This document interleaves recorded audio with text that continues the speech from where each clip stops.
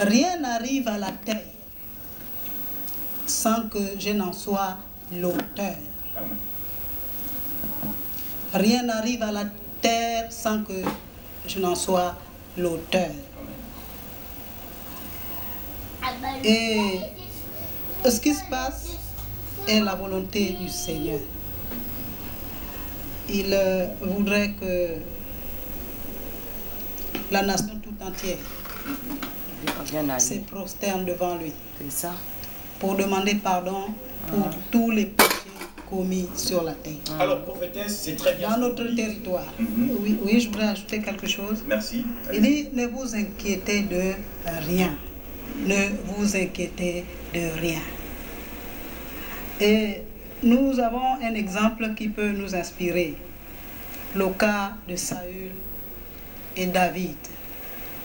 Saül était un roi qui avait été effectivement nommé par le Seigneur. Tout à fait. Et il lui avait été donné des directives à suivre. Mais à un moment donné, il s'était détourné de la voie du Seigneur. Et l'Éternel avait décidé de lui enlever le pouvoir, De lui retirer sa couronne et la remettre à quelqu'un d'autre qui était David. David avait passé plusieurs années avant de s'asseoir sur le trône. Et nous voyons là que que Saül n'avait pas facilement abandonné. Son cœur était endurci. Son cœur était endurci. Il était obstiné à demeurer au pouvoir. Et même à vouloir éliminer David. Il n'en était pas question, selon le Seigneur. Et forcément, David s'était assis au temps convenable prévu par le Seigneur. Et pendant ce moment, le cœur de David était en train d'être travaillé, afin qu'il ait le cœur selon le Seigneur.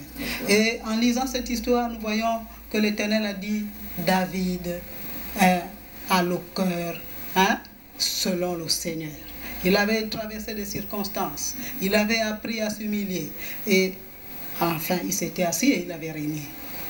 Ces histoires nous enseignent. Et tant que l'Éternel voudrait reprendre la tête de ce pays, parce qu'il voudrait diriger selon sa volonté.